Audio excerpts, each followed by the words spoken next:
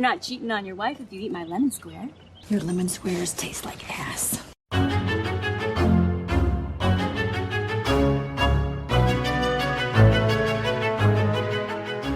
All right, we are here with Carter Smith, the director of The Ruins and Jamie Marks' Dead and Midnight Kiss, but we're here to speak with you because your short from 2006, Bugcrush, that played at Sundance, is being celebrated once again. So we thought it was a good opportunity to have a conversation about how the short came together and a bunch of other things. Yeah. Well, I also feel like it's underseen, right? Like I feel like that I want to share this with so many of our listeners because, and granted, content warnings abound for this one, but man, rewatching it today, I was like, this is a film that I don't think a film has affected me like this watching it, with the exception of like Martyrs. Like honestly, like it has like that kind of level of like where I'm just like, oh, I don't want to be here right now.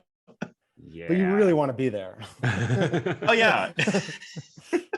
So I guess I'll read the logline just in case people haven't actually had a chance to check this out. Let's see. A small town loner's fascination with the new kid in town leads him into something much more sinister than he could have ever imagined, which is underselling it because this is body horror, this is date rape, this is the perils of coming out. And I guess one of the things that I've always been curious about, because this is one of the first queer shorts that I ever saw, and like Trace, it deeply affected me. Like it scared me to the point where I never wanted to do online dating or like casually approach a guy that I didn't know his sexuality. But this is before the era of Grindr and Scruff and all that too. Like the apps didn't exist at this point. Yeah, and one of the things that Trace and I have seen a lot of when we do our microqueers shorts is this kind of like hookup horror, right? Like it's people being very afraid to hook up with people, but it feels like this is so prescient. Like this is back in the mid 2000s, and I guess I'm wondering. I mean, I know it's adapted from a short story, but like, what was it that brought you to this property, and why did you want to make this as your sort of foray into filmmaking? I mean, it all goes back to the short story. Scott Trelevin's short story, Bugcrush, was, I think it was the opening story in the Queer Fear collection, or Queer Fear 2 or something. 2. And yeah, and like, you know, I read it at a time when you know, there Queer Fear, like that wasn't even like two words that even went together ever. So I read this short story and I was like, this is like I'm this kid, like that could have happened to me. Like I saw it really clearly and I heard it really clearly, and it was kind of, I'd been looking for an idea to make a short film for a while. Like I'd started out wanting to make films, and then, you know, kind of went down the route of fashion photography. Right. And that had been going like super well, and traveling and doing great jobs. And like at a certain point I was like, okay, well, I said I wanted to make films. Like I'm, you know, it's like 10 years later all of a sudden, and like I haven't even made a film yet. And I read this short story, and like something kind of came over me, and I was like, this is it. This is the short film. And I sat down and I started the adaptation, and like, you know, called all my friends that I was working with, like production designers and hair and makeup. And, you know, it was like, we're making a movie. And, you know, it was kind of like that kind of, you know, naive maybe gusto for like the passion for the story. Not realizing that I had to like you know, not even realizing that I had to like you know, get the rights and option it and do all that stuff. Were you seeking out something that was this dark? I will confess, the first time I saw this, I kept thinking it was gonna flip and it wasn't gonna have as dark of an ending as like I kept like as the short keeps like foreboding, I guess is the right word to say. But I mean, yeah, this is no holds barred. This is a dark story with a dark ending, and it's not happy. Was this something that like you were seeking out, like that kind of tone? I mean, I wasn't actively seeking it out, but I've always loved super dark shit. Like, and you know, especially if it's mixed with like kind of romantic, like hopelessly, you know, kind of like teen crush, like that. Those fit. Those two worlds kind of fit really well together for a gay kid growing up in a small town. Like there's always, or for me anyway, there was always this sense of fear that went hand in hand with kind of queer longing or attraction, or, you know, I mean, like the stuff that it's kind of a, you know, one sort of didn't exist without the other, where I grew up. Yeah, because you've often described Bugcrush as having a kind of like romanticism to it, which you can absolutely see in the way that Ben, who's the main queer character, looks at Grant, who is this bad boy. You know he's not going to be good. I love the fact that it seems like Grant could be leading him on, but Grant himself could also be queer, and there's almost like a sense of playful courtship, but it's so dark. Like, you know, from the very beginning of the short that this is going to end very badly. And I think what Trace is communicating is like, you can see it coming, so you just keep hoping maybe Ben will get lucky, maybe he'll just get laid. And no. Yeah. Go ahead. No, and I love that about it. Like, I love the idea of a story that, like, you know, it's going nowhere good, and you desperately want it to change, and like sometimes it might and sometimes it doesn't. But have you guys read the short story? No. And actually, that's a good. Were there any tweaks that you made to the events? Well, let's just say the ending of the short story is a whole lot darker. Oh my God. like you know, the ending of the short film is like a little more optimistic than the ending of the story. Okay, so but bear in mind, this is a short that ends like mid gang rape. So yeah, but like, you know, without, I mean, I guess giving it away, spoilers for the story, like in the story, this group of kids, these guys have done this to multiple kids and killed them. You know, and they end up, they're not just gang rape, they're dead.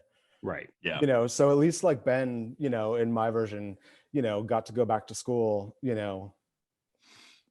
Well, in your world, for us watching it, we don't have that reassurance. Yeah, you don't. Yeah, so what you're saying is Bugcrush 2 is on the way.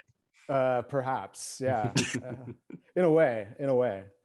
Well, okay, that's an interesting lead in, because one of the things that Trace and I have noticed is that you seem to gravitate also towards things that involve body horror. Like The Ruins has some of the most excruciating body horror scenes I've seen in contemporary cinema. Yeah. And I was checking out other shorts on your All the Dead Boys website, and like, girl, you've got an interest in like gaping sores and sexuality and the photo series itself for All the Dead Boys. I mean, it's just a lot of horrifically beautiful imagery. So like what taps in, like, how do you tap into that? Like what is the draw there for you?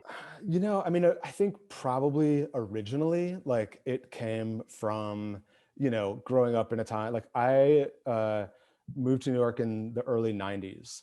And like AIDS was, you know, it was like ACT UP, and sex was scary, and like every rash or every bump, or, you know, it was like, I'm going to die.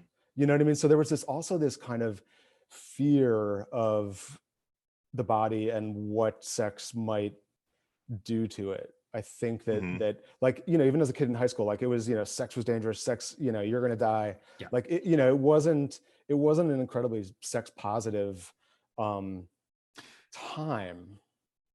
Where did you grow up? Like you said, it was a small town in Maine. Like the Bugcrush that's my high school. That's where I went to high school. Oh, really? Like those classrooms, those hallways, that's like all of that. Yeah. Like the roads that they're driving down are like, that's the road I grew up on.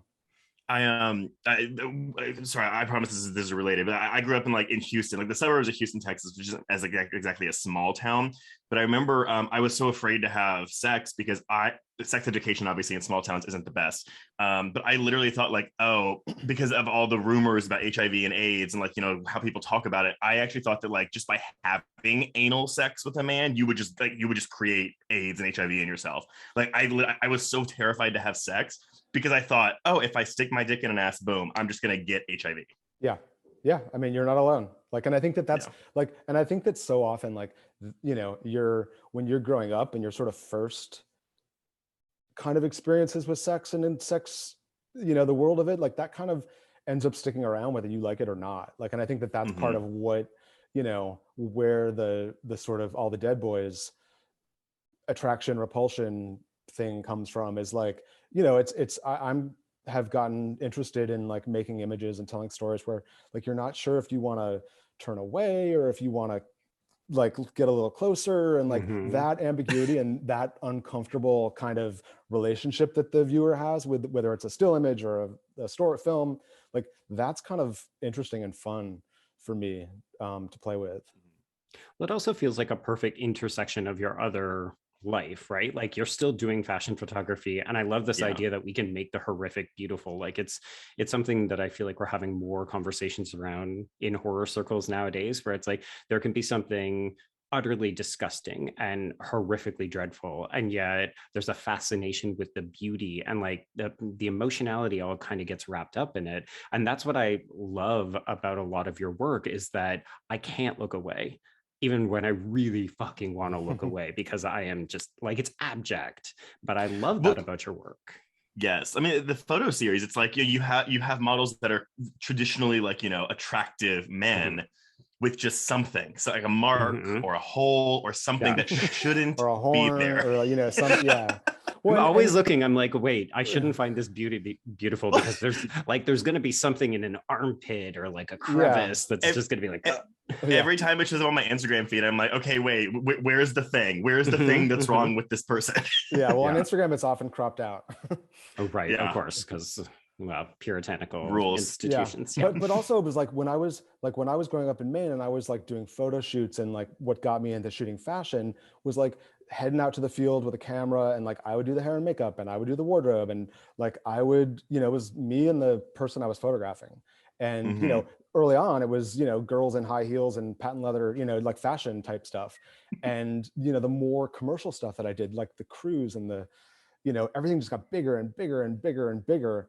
And I would like go off and make these horror movies and then come back and have to do a shoot with 20, 30, 40 people all sort of giving their 2 cents into what we were doing. And so All the Dead Boys kind of started from me wanting to get back to like doing a one-on-one sort of creative collaboration. And I was like, well, if I'm going to do it, like I might as well do it in a world that like is interesting and exciting and scary, and the sort of the world that I much more prefer to live in. Well, Bugcrush is a pretty good calling card for you too, because I mean, I'm not saying it was solely responsible for you getting that Ruins gig, but like that definitely played a part in it, right? No, it was 100% solely responsible. Yeah. The leap is astronomical, but I mean, I think very well deserved. Yeah, I mean, it was very clear. I mean, I got an agent and who started sending me scripts, and I got the script for the Ruins, and it was one of the first scripts that I read that I was like, oh, this is great. Like, this is really good. Scott Smith, who wrote the book, also did the adaptation. Yeah. And I was like, okay, so I'm never gonna get a big studio movie as my first movie, but like, can I go in and meet on this and like see what it's like? Yeah. And so I did, and put together a big presentation, and kind of did my whole spiel. They said, oh, great, yes, thank you for coming in. We like what you did. We'll get back to you. And brush off, right? Yeah, but I mean, they actually did like what I had done, and I had a pretty strong vision for it. And then like every sort of 4 or 5 months, I would get another call, can you come in again? And I would meet like the next person up on the ladder. And then 4 months would go by, and like Jonathan Demme would be attached for a little while, or I think Polanski was attached for a little while. And I was like, okay, well, and then I get like the competition. I was like, yeah, okay, that's sure. And I would get a call, can you come in again? And finally, like the 5th, I think it was time, maybe the 6th, was with Spielberg. And for the first maybe 15-20 minutes of the meeting, like all he did was talk about Bugcrush. Whoa. Yeah, which was phenomenal. But it also like it was very clear that was what why I was in that room. So I'm always curious, and like you don't have to answer this if you don't want to, but like I mean, Trace loves the Ruins has. Well, no, it's not dirt. It's more so how he feels, but it might be a touchy subject because like the Ruins, I don't know how much you pay attention to it, but like it has kind of received a reappraisal in the past like 5 years or so. People are really just being like, oh wow, this is really good grueling horror. Why haven't I heard about this? Or why didn't people like it? The film didn't get the warmest critical reception. It didn't get the warmest box office reception. How did that? I don't know. How did that affect you? How did you respond to that? That sucks. I mean, like we came out like I think we were 6 months after Touristas. Oh yeah. And so that it was inescapable, the comparisons. And Touristas was not a great movie, I don't It's think. not good. No. Yeah, and like, and they didn't want to give away the sort of the body horror element in the trailer. And so, you know, I mean, it sucks, you know, that it didn't, but it's kind of great that people are, I mean, thank God for podcasts and like, you know, 2021, because like, it's like, oh, people actually like this movie, you know? Well, it's we one have of those nothing but things time, so we just sit around reappraising old movies and being like, "Fuck, we missed out. What a bunch of dumbasses we are." But it's one of those things though, where it's like, you know, some of the reviews at the time were like, "Oh, like you're better off watching Little Shop of Horrors," and it's like, really, like that's the best ammo you have for this fucking like that's not even a critique. You're not engaging with the film. You're just saying killer plants. Done. Yeah. Because I mean, I'm super proud of that movie. I love that movie, and I love the performances, and you know, I'm really proud of it. So like, I never took any of that stuff to heart really, because I was so happy with it. You know, but still it sucks when, you know, you wish it was more successful. Yeah, exactly. Yeah, it deserves to have the eyes on it. Yeah. So I don't want to feel like we're going back and forth. Yeah. But I have questions about Bugcrush that I really want to hear your thoughts on, because you mentioned that this was filmed in Maine, where you grew up, and you mentioned the roads. And one of the things that I really gravitated to this rewatch was that sequence where they're driving to Grant's house, and it's like the POV from inside the car, we're just seeing the highway, and then the audio and the visuals disconnect after Grant goes to take a piss on the side of the road. And I find that is where the tension to me starts to become unbearable. And I would love to hear your thought process about like, why did you shoot it that way? Yeah. Well, I mean, that wasn't scripted like that. Like that was us, you know, we shot stuff out the road. We shot stuff of them in the car, you know, not quite knowing how it was all going to fit together. But then the editor, Holly Singer, like in the edit room, we played around with that and started to play around with the shifting of time, and like, because we had also recorded a bunch of just conversations between them, because I knew I might want to use some conversations while we just had road stuff. And like, we didn't have money to shoot in a car properly. So like, you know, we were bound to those roads are not smooth. So like the footage, a lot of it was like kind of unusable, because we were like, you know, it's a lot of shaky. Yeah. So it was also like a problem fix to like shoot a lot of that stuff, or to end up using that stuff that way.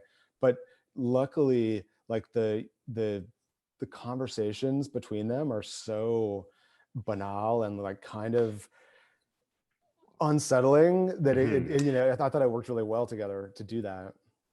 I think too, even just being queer watching it, because Grant is very disarming. Like he's very good at disarming Ben into feeling, well, I would say feeling kind of comfortable, because you get the impression that Ben like is like something's wrong, but it's also the desire, like, I mean, and I think us as queer men can relate to this, where it's like, you know, maybe there's only one other queer person in your school. So it's like, oh, this might be my shot. This might be the one thing that I have. So I'll risk whatever the negative consequences might be just to get a feeling, just to feel what it's like to be wanted and desired by another man.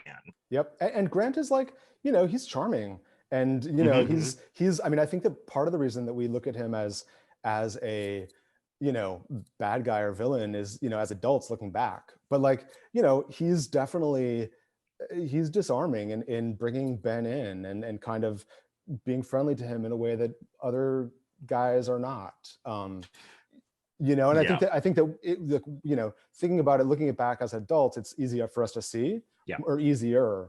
But like in Ben's sheet, like for Ben, you know, he's just, you know, I mean, that's the thing. I mean, like obviously you only have 35 minutes of runtime here, so you can't go into like Ben's life. So I think, while I'm not saying that like non-queer viewers wouldn't be able to like relate to Ben or understand it, I do think there's like an extra, like a higher level of understanding where it's like, I don't know, when you have that isolation, be it mental or just like in your social circles, it's like, yeah, I 100% buy every choice Ben makes in this short.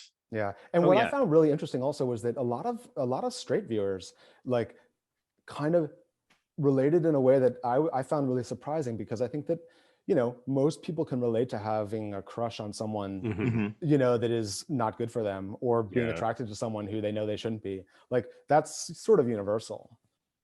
Yeah.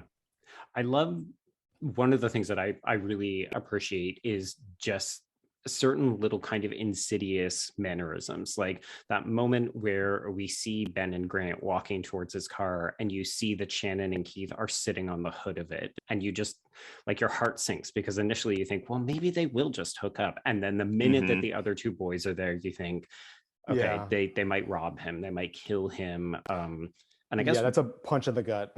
Yeah. And but it's just two boys sitting on a car. Like the way that you've managed to capture some of these images and the connotations and the feelings that are associated with them, I think are just really powerfully delivered. I even think, and I mean, I'm jumping to the end of the short here, but like when it comes to filming the sexual assault scene, how did you go about deciding how you were going to film that? Because we've started covering a few more rape revenge films, but obviously it's I know we've done 2, but like it's more than we've done in the past. Like there's so many of them. That's the problem. And I know, but like it's go ahead. Well, I was going to say, I agree with Trace. Part of what works here is that we know exactly what's happening, but the way that the lighting and the way that you're using the camera and the sounds. Yes, the sound design is fucking amazing in the short, by the way. Even just like ambient background noise in the school and stuff. But it's really, really hard to watch, and yet I don't feel like it's exploitative at all. Well, when you're watching, there's really not much to see. Like, like you can see an extreme close up of Ben's face, and there's one shot of Grant undoing the buckle of his belt, and like that's it.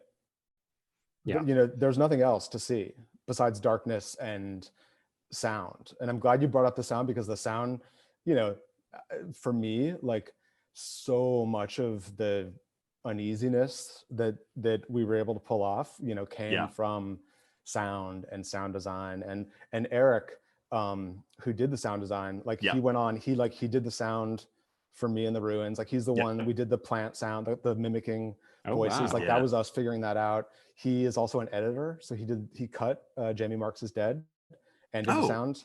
And we've done a bunch of stuff together since then. Wow. So I guess, like Trace said, did you consider shooting it in other ways, or was this always the way you were going to do it? I never considered shooting it more graphically. Like I kind of always, like I knew that the tone leading up to it was going to be so relentlessly like uneasy, and felt like at that point it wasn't necessary.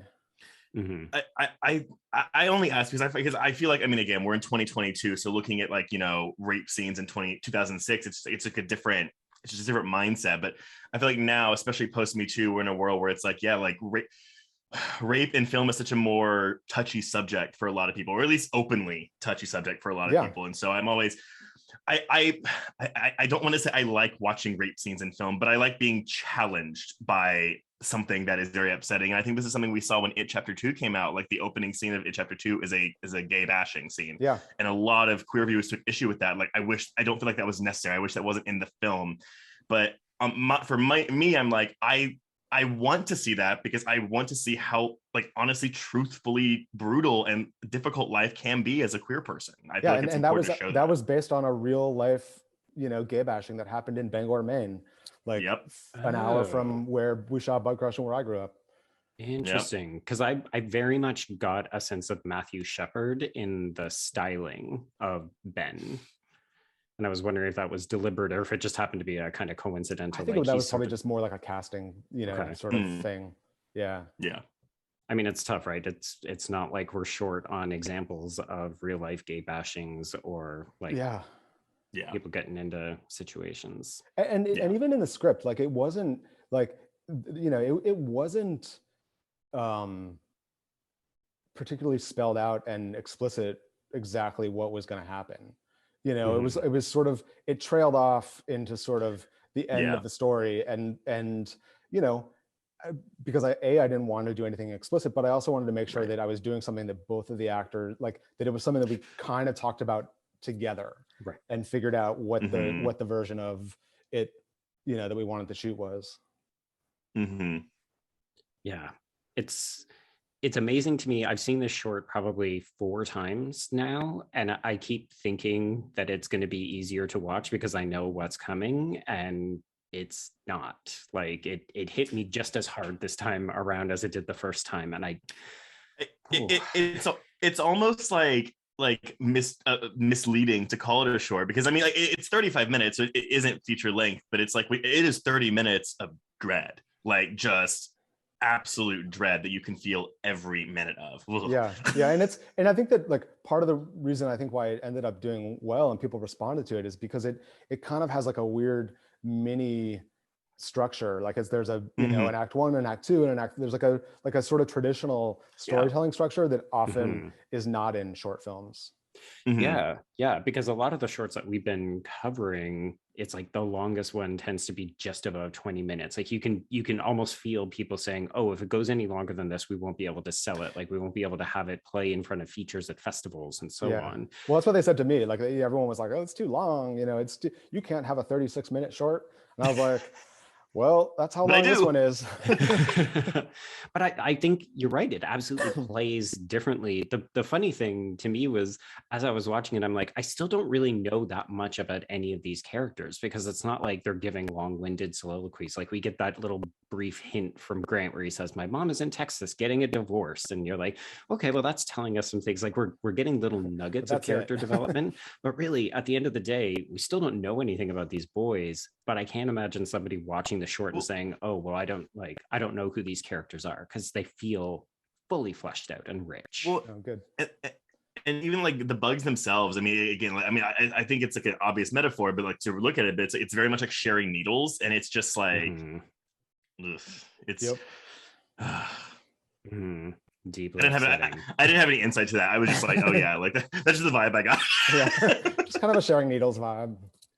How did you come up with both the look of the bugs as well as Grant's sort of mutilated arm? Like, was that inherently based on drug addiction? I mean, I knew that I wanted the bites to be like kind of festering and kind of horrific. And the bugs are just, I mean, those are real bugs. Those are giant tobacco hornworm larvae, something or other. So they're just, those are real. We didn't have any, creature design or anything. I mean, they're just those were the bugs. Budget. And then some of the there were some big Madagascar hissing cockroaches. But like, it was all, I mean, also like one of the things that we did also do is we built this nest, and there's one sort of quick shot of it in the short, but it kind of like, it didn't work as well as I had wanted it to. So, it would just kind of fell onto the body, pussy arm business of Grant being like the main, and like him unwrapping like that, that lent itself so well to like being the moment as opposed to like a nest reveal. I will say the brief glimpse that we see of the nest on the roof though is like, oh shit, there's so many of them. And then you see, I think it's Shannon grab like a handful, and the moment where Ben gets rolled over and squishes the bugs, it's just, there's such a visceral reaction every time that happens. It's the sound design and just the because he was so close. He was so close to getting what he wanted. It's almost, that's what's most heartbreaking, right? Is you think, oh, in another way, in another life, this could have gone a very different direction. It could have had just a happy ending, literally. This may be a silly question though. Do we read the 3 assaulters and Grant especially as queer, or is it just a power play for them? I think that's, I mean, yeah, I mean, to me, that's kind of left open to audiences, perception. I mean, I think that probably if you asked any of the actors, they wouldn't say that they were playing queer, but like as a gay director telling a gay story, like I might disagree, with, I mean, I think that I think they're getting something out of that relationship that the 3 of them have that, may blur the lines a little bit for some of them. Well, I think that opens the doors to a conversation too that isn't discussed often, which is queer on queer crime. Not saying we have to have that conversation now, but like it's something that I feel like isn't discussed as much, because it's a lot of times, it's like straight people that are harming gay people. Because it's not like, it's kind of not one of the narratives that storytellers fall back on or use very often. Yeah. Yeah. Well, we're still hungry for representation, and so often we want that representation to be positive. So the idea that there might be, I mean, we've got a long history of queers doing bad things, but it's usually in very straight-led narratives, right? Where it's like, oh, well, this villain is a queer, and that's why you needed to be afraid of them. So Yeah. Right. Yeah. Okay, so speaking of queer narratives, we're over time, so we're about to let you go, but we would love to know if you could tell us anything about your upcoming feature Swallowed, which has a reunion with Jenna Malone and also queer horror royalty Mark Patton. Yes. So like it takes place in the exact same world as Bugcrush. Okay. Which, you know, it's in Maine, and I mean, there's a lot of, I won't say that there's overlap, but it was, you know, it was like kind of a return to me being like, I just want to make a movie, you know, and in order to do that, I'm going to do it however I need to do it. And if that means that, you know, I shoot in Maine where I have access to, like, it was just kind of one of those projects where I was tired of developing stuff and waiting for other people.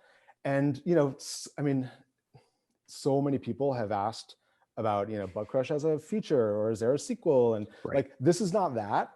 But there is a lot of parallels and similarities in both the body horror, in the drugs, in the kind of queer longing. And then there's Mark Patton, like, who fucking rules, you know, like it's, that was kind of a dream come true. Cause I think that, you know, for me, seeing him in Nightmare on Elm Street 2 was like, that was kind of the first queer person I saw.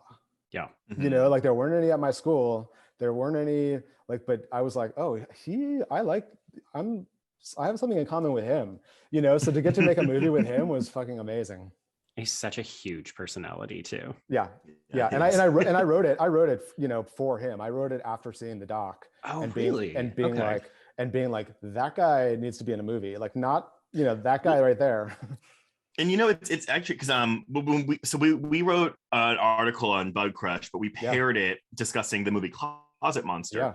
And that's a movie that I know Mark has like such a high esteem for. Like whenever we were doing a live show with him at a film festival, he was like, oh, I would love to talk about Closet Monster. And I was like, that's so interesting that you jumped to that one, but it does make total sense because it's similar to Jamie Marks' Dead, where it's kind of like it's a drama, but like there's elements of horror in it where it kind of like toes the line of both genres. Yeah, and it's got dreamy Connor Jessup in it. Yeah. Like, what more do you need?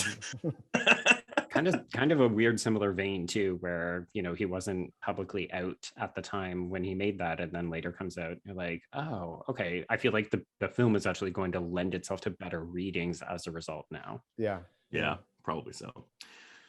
So can we expect to see Swallowed this year, or is that yes, still... yes, okay. we can see it this year. Like, we're not sure where we're going to see it yet, and we're still finishing it.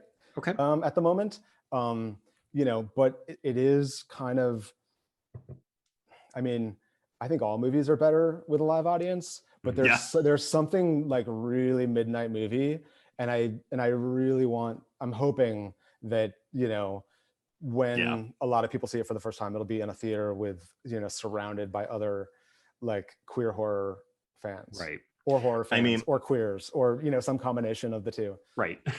The log line just describes two best friends on their final night together with nightmare of drugs, bugs, and horrific intimacy. So, so you can, so that's, I mean, you can imagine, like, you know, where it goes. Yes, absolutely. So excited. And honestly, like a reunion with Jenna Malone as well, because like there's someone who is not in enough movies that I need to be seeing more regularly. And she's a fucking badass. Like, she's so good in Swallowed. Like, I can't wait. You know, her and Mark are great together. Yay. Combo. What a weird combo, and I love it. Yeah, but an amazing combo. Well, all right. Do we want to wrap this up? Yes. Yeah. Let's let Carter get back to his life. Well, Carter, thank you so much for this. And we haven't talked to you since our episode on People Under the Stairs, but it's really nice to get to revisit this with you and chat Bugcrush. So congratulations again on this is screening again at Sundance this year, right? Yes, I think that from the January like 20th to the 30th, I think, and I believe it's free actually also as part of their, you know, best of like the history of the, you know, whatever section it's in. So It's a good quality. I was gonna say print, but like that's not a rip. Yeah, it's good quality. Yeah, which is great because honestly, it's hard to find for people if you're just looking online. Like it's not on Vimeo. There's not good copies on YouTube. So if you can get this and be able to see or not see in certain scenes. and hear and watch it with headphones and hear really it. Yeah, because that's a big part of what's lost. And hopefully it'll be on allthedeadboys.com soon, soonish. Yeah, if you want to see more Carter, be sure to check out the website because there are other shorts. And I will say I definitely spent some time there today, and I was like, oh shit, we got microqueers coverage coming up that we might have to talk about some of these. Yeah, I'm happy to come back anytime. Awesome. All right, well, good to chat with you, Carter. Yeah, you too. Take care. Thanks, guys.